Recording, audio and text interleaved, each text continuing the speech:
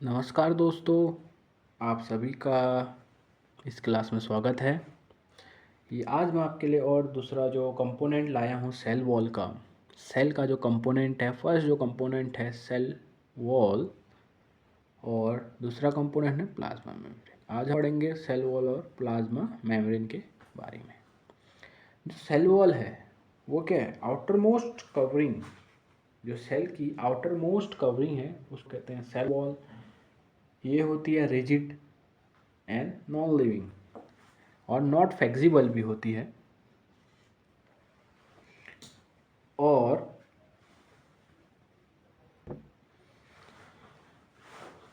नमस्कार दोस्तों, इस क्लास में हम पढ़ेंगे फंडामेंटल यूनिट ऑफ लाइफ का जो सेल के जो कंपोनेंट हैं cell wall and plasma membrane के बारे में।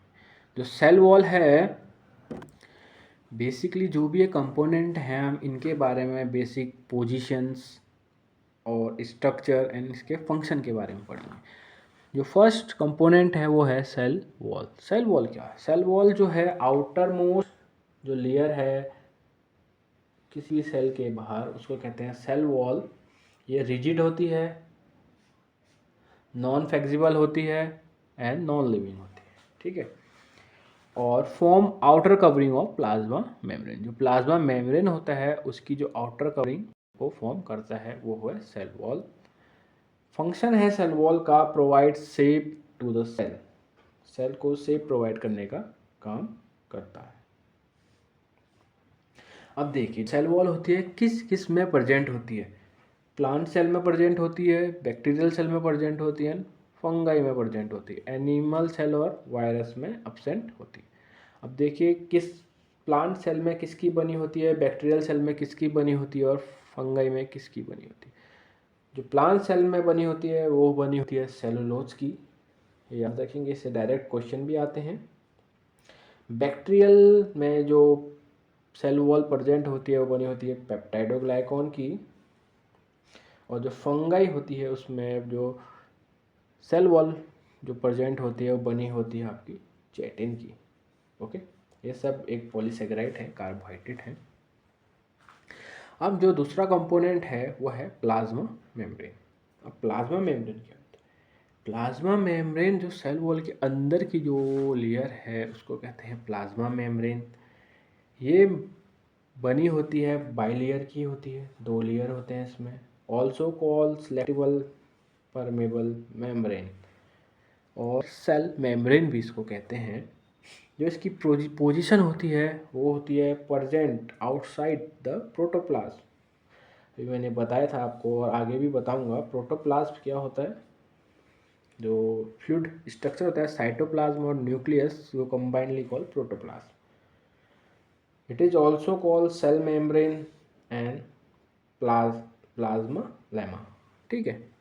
प्लाज्मा मेम्ब्रेन को cell membrane and plasma lemma भी कहते हैं। अब इस थोड़ा स्ट्रक्चर के बारे में देखेंगे। प्लाज्मा मेम्ब्रेन, जो प्लाज्मा मेम्ब्रेन होता है वो होती है flexible and made up of lipid and protein की बनी होती है। ये याद रखेंगे, जो प्लाज्मा मेम्ब्रेन मेड होती है किसकी होती है? लिपिड एंड प्रोटीन की। अब जो लिपिड कौन सा होता है? फॉस्फोलिपिड एंड ग्लाइकोलिपिड जो प्रेजेंट होता है।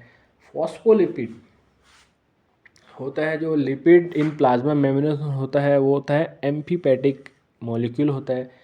एम्फीपैथिक मतलब होता है polar as well as non polar, दोनों साइड इसके बाद प्रेजेंट होती हैं। ये स्ट्रक्चर है। जो ये जो हेड है इसका ये होती है पोलर एंड जो टेल है वो नॉन पोलर होती है। जो हेड है वो होता है हाइड्रोफिलिक मीन्स वाटर लवर, जो मेड अप होता है ग्लिसरॉल से बना होता है। और जो नॉन पोलर टेल है वो होती है हाइड्रोफोबिक, वो फैटी एसाइल चेन से मिलके बनी होती है, ठीक है। अब देखिए थोड़ा सा एक अलग कॉन्सेप्ट है। अगर हम लिपिड को डिजोल्व करेंगे वाटर में क्या होगा? देखिए ये वन ग्लिसराइल हेड और टू फैटी एसाइल चेन है, तो इसका नाम है डाई एसाइल ग्लिसरॉल, ठीक है।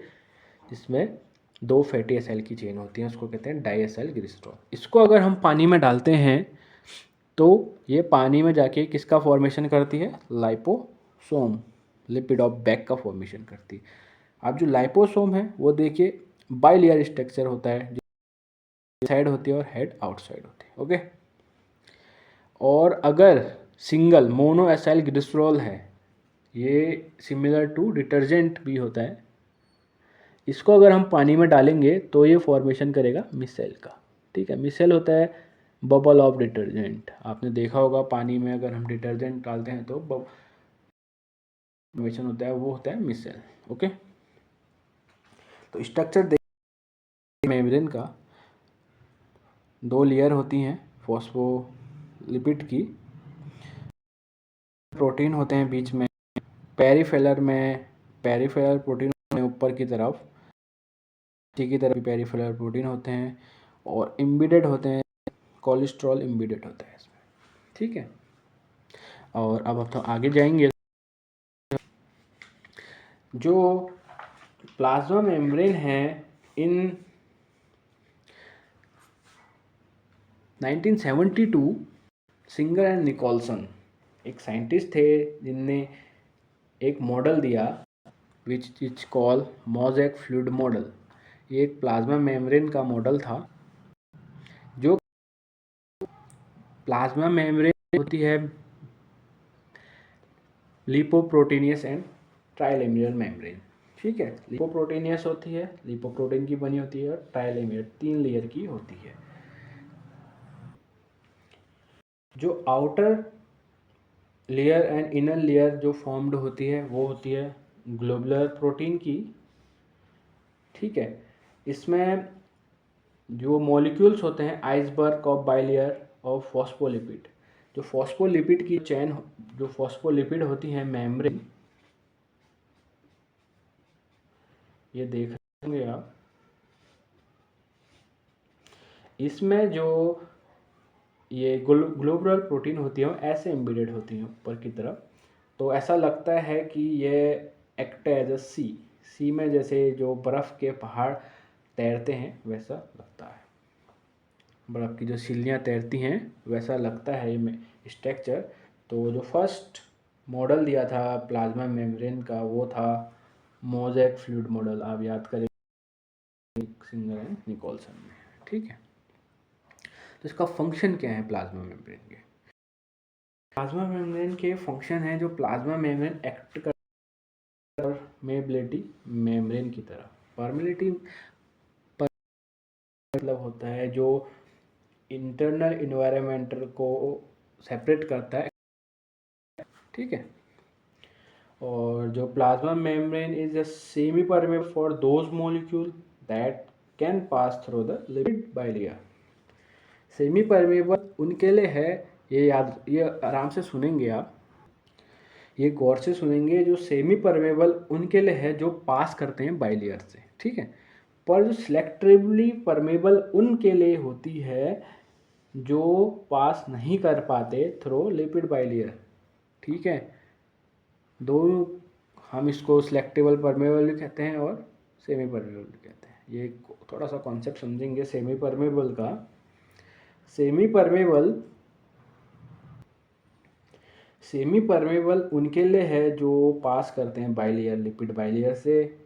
सिलेक्टेबल परमेबल उन मॉलिक्यूल्स के लिए है जो पास नहीं कर पाते हैं लिपिड बाइलेयर से। ठीक है, और जो चौथा फंक्शन है, plasma membrane also permits the entry and exist of some material in और आउट द सेल। ठीक है, इन और आउट की जो मेम्ब्रेन परमिट करते हैं एंट्री और एग्जिस्ट को भी सेल में जो प्लाज्मा मेम्ब्रेन होती है वह परमिट रोकती है एंट्री और एग्जिस्ट को। ठीक है, इन और आउट करने से। अब देखिए प्लाज्मा मेम्ब्रेन में कैसे ट्रांसपोर्टेशन का कैसे अंदर बाहर मॉलिक्यूल्स करते हैं। जो ट्रांसपोर्ट होता है वो, जो पहला ट्रांसपोर्ट है वो है पैसिव ट्रांसपोर्टर और दूसरा है एक्टिव ट्रांसपोर्टर। ठीक है, जो पैसिव ट्रांसपोर्ट होता है डिफ्यूजन।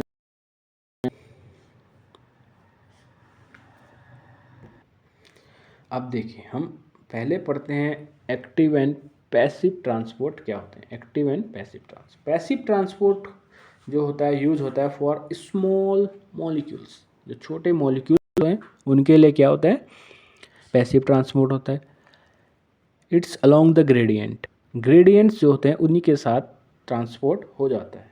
इसमें क्या होता है, जो ट्रांसपोर्ट होता है ग्रेडियंट का वो कहाँ से होता है, high concentration to low concentration. याद रखेंगे पैसिव में क्या, high concentration to low concentration gradient का मूवमेंट होता है। इसी को हम डाउन हिल भी कहते हैं। देखो पहाड़ से नीचे उतरने के लिए कोई एनर्जी की रिक्वायरमेंट नहीं होती, तो इसको ऊपर से नीचे high concentration to low concentration, तभी इसको डाउन हिल भी कहते हैं। इसमें क्या होता है, नो एनर्जी का रिक्वायर्ड होता है, ठीक है, एनर्जी का कोई रिक्वायरमेंट नहीं होता। तो जो एक्टिव ट्रांसपोर्ट होता है ये क्या होता है, लार्ज आयंस के लिए यूज होता है, अगेंस्ट द ग्रेडियंट है, इसको अपहिल कहते हैं, जैसे पहाड़ नीचे से ऊपर चढ़ने, उसमें एनर्जी का रिक्वायरमेंट होता है। इसमें क्या होता है, जो ट्रांसफ़र होता है मॉलिक्यूल्स का वो हाई कंसंट्रेशन, वो होता है आपका low concentration to high concentration की ओर, ठीक है, ये याद रखेंगे। जो पैसिव में जो ट्रांसपोर्ट होता है वो हाई कंसंट्रेशन से लो कंसंट्रेशन की होता है तरफ होता है, ऑटोमेटिक हो जाता है। पर जो एक्टिव ट्रांसपोर्टर में जो ट्रांसपोर्ट होता है ग्रेडियंट का from low concentration to high concentration, इसके लिए रिक्वायरमेंट होती है एनर्जी की in the form of ATP. Okay, तो अब हम आगे पढ़ेंगे diffusion and osmosis. Diffusion and osmosis, जो डिफ्यूजन होता है गॉसेस सुनेंगे, डिफ्यूजन है स्पॉन्टेनियस प्रोसेस जो अपने आप होती है ऑफ द सब्सटेंस, सॉलिड में भी हो सकती है, लिक्विड में भी हो सकती है और गैस में भी हो सकती है। Region higher concentration to lower concentration, याद रखेंगे डिफ्यूजन होता है movement of particle from higher concentration to lower concentration, ठीक है, इसमें एक्सचेंज ऑफ गैस। एक चीज देखेंगे,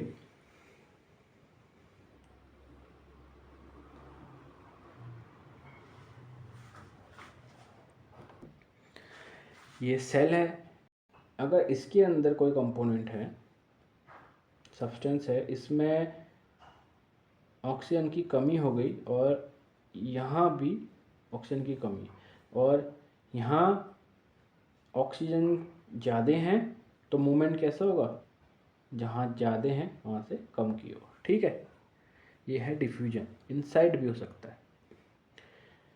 जो ऑस्मोसिस है वो क्या है, ये है नॉन स्पॉन्टेनियस, ये भी स्पॉन्टेनियस, सॉरी, जो ऑस्मोसिस है ये भी क्या है, स्पॉन्टेनियस मूवमेंट है ऑफ सॉल्वेंट का, ठीक है। वाटर के केस में हम इसको बोलते हैं। इसमें क्या होता है, मॉलिक्यूल जो होता है higher concentration to low concentration को क्या कहते हैं, पास होते हैं। पर इसमें एक चीज़ होता है सिलेक्टेबल परमेबल मेम्ब्रेन के थ्रू, ठीक है, ये भी हायर कंसंट्रेशन से लो कंसंट्रेशन की ओर होते हैं, पर इसमें किसका मूवमेंट होता है, वाटर का मूवमेंट होता है, ये याद रखिए। तो ऑस्मोसिस क्या होती है, movement of solvent, movement of water molecule from higher concentration to lower concentration through selectable permeable membrane. Okay, ये याद रखेंगे। देखिए इसी में एक टर्म आते हैं इंडोऑस्मोसिस एंड एक्सोऑस्मोसिस। याद रखेंगे इंडोऑस्मोसिस में क्या होता है, इंडो मतलब into the cell, inside, exo outside. तो movement of solvent into the cell, ठीक है, इनसाइड द सेल, इसमें क्या होती है, जो सेल होती है स्वेल हो जाती है।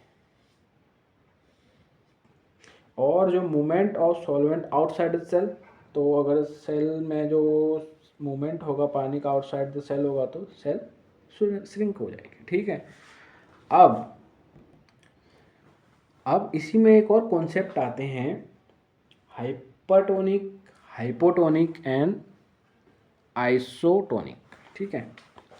ये है hypertonic, hypotonic and isotonic solutions. अब देखिए हाइपरटोनिक सॉल्यूशन में क्या होता है। हाइपरटोनिक जो सॉल्यूशन होता है इसमें जो मोर अमाउंट ऑफ सॉल्यूट होता है और लेस सॉल्वेंट होता है। वाटर का कंसंट्रेशन सॉल्यूशन में कम होता है। ठीक ठीक है, जो लेस सॉल्वेंट होता है, वाटर का जो कंसंट्रेशन होता है कम होता है, सॉल्यूट ज़्यादा होता है। ये इन कंपेयर टू सेल है। हाँ, जो सेल कंपेयर में। अब देखिए जो ये पानी है इसमें जो सॉल्वेंट है वो कम है, जो इसमें जो मिलाई हुई चीज़ है सॉल्यूट वो ज़्यादा है। देखिए जो सॉल्यूशन है उसमें जो सॉल्यूट है वो ज़्यादा है और जो सॉल्वेंट है वाटर वो कम है। ठीक है, तो अगर हम इसमें जो सेल को प्लेस करेंगे तो क्या होगा। बाहर क्या है, कंसंट्रेशन लो है वाटर का, और सेल के अंदर कंसंट्रेशन वाटर का हाई है। तो क्या होगा, जो ऑस्मोसिस है वो क्या कहती है, transfer of water from higher concentration to lower concentration. ठीक है, movement of solvent into the cell या movement of solvent outside the cell. तो क्या होता है, जो मूवमेंट होता है किसी भी सब्सटेंस का कहाँ की तरफ होता है, higher concentration to lower concentration. देखिए इसमें बाहर साइड पानी का कंसंट्रेशन कम है, इन साइड से ज़्यादा होता है, तो मूवमेंट कहाँ की तरफ करता है, अंदर से बाहर की तरफ। तो क्या होता है, एक्सो ऑस्मोसिस होती है, सेल क्या हो जाती है, श्रिंक हो जाती है। तो हाइपरटोनिक सॉल्यूशन में देखेंगे, हाइपरटोनिक सॉल्यूशन में हम सेल को रखेंगे तो क्या होता है, सेल श्रिंक हो जाते हैं, ये याद रखेंगे। ठीक है, इसको आराम से समझेंगे।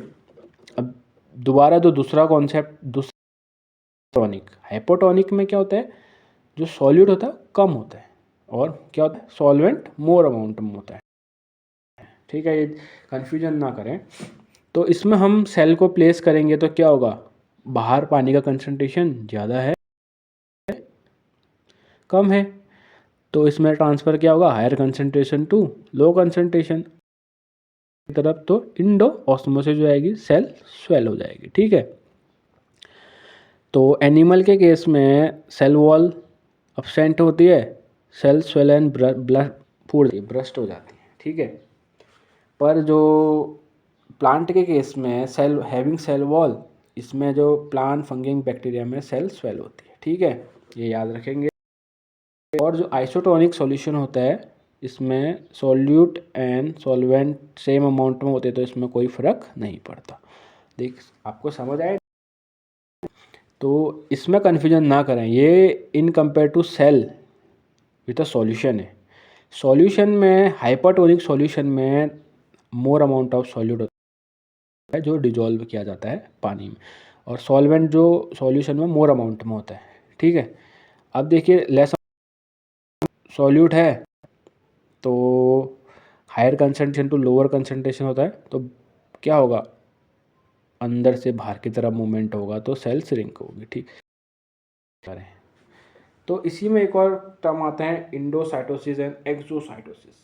इंडोसाइटोसिस मतलब होता है intake of large solid liquid और सॉलिड मैक्रो, ठीक है, माइक्रो बायोमोलिक्यूल्स का इनटेक होता है अंदर की तरफ थ्रू द सेल प्लाज्मा में। It depend upon folding of plasma membrane due to the flexibility. ठीक है, इसको कहते हैं इंडोसाइटोसिस। जो एक्सोसाइटोसिस में होता है बाहर निकालता है सेल को, ये करता है आपका amoeba, acquired food by endocytosis. ये देखेंगे आप, जो अमीबा होता है फूड का इंटेक करता है, तो मीन्स होता है अंदर की तरफ, एक्सो मीन्स होता है बाहर। अब इसी में थोड़ा आगे को बढ़ेंगे, एक प्लाज्मोलाइसिस होती है। क्या होती है, प्लाज्मोलाइसिस क्या होती है, प्लाज्मोलाइसिस में जो क्या होता है, जो श्रिंकेज जो प्रोटोप्लाज्मा होता है, जो प्रोटोप्लाज्म होता है, जो सेल के अंदर प्लाज्मा मेम्ब्रेन के अंदर का जो कंटेंट होता है उसको प्रोटोप्लाज्म कहते हैं, साइटोप्लाज्म प्लस न्यूक्लियस को। इसमें क्या होता है, जो living content of the cell होता है away from the cell wall when placed in a hypertonic solution. Hypertonic solution जैसे दो सॉल्यूशन हैं, इसमें क्या होता है, एक इंडो ऑस्मोसिस होती है, एक एक्सो ऑस्मोसिस होती है, आपने पीछे पढ़ा। पर हम इसमें जो प्लांट सेल को अगर हाइपरटोनिक सॉल्यूशन में रखेंगे, होता है हाइपरटोनिक सॉल्यूशन में रखेंगे, क्या होता है, सॉल्यूट ज़्यादा होता है, सॉल्वेंट कम होता है। तो क्या होगा, इसमें क्या होता है, कंसंट्रेशन होता है मॉलिक्यूल्स का, कहाँ की तरफ होता है, high concentration to lower concentration. अब देखिए सॉल्वेंट कम है तो सेल के अंदर पानी ज़्यादा होगा, तो इसका मूवमेंट कहाँ होगा, वाटर का बाहर की तरफ होगा। ठीक है, तो इसमें क्या होगा, सेल बिकम श्रिंक्ड, जो अंदर का प्रोटोप्लाज्म है वो श्रिंक्ड हो जाएगा। और इसी को हम क्या कहते हैं, प्लाज्मोलाइसिस ऑफ सेल कहते हैं। एक्सोऑस्मोसिस, वो जो साइटोप्लाज्म है, प्रोटोप्लाज्म है, सिकुड़ जाता है, और जो इंडोऑस्मोसिस में फूल जाता है। ठीक है, तो प्लाज्मोलाइसिस जो प्रोटोप्लाज्म का सिकुड़ना, श्रिंक और स्वेलिंग जो केस है प्लाज्मोलाइसिस कहते हैं। ठीक है, आज के लिए इतना ही, थैंक यू।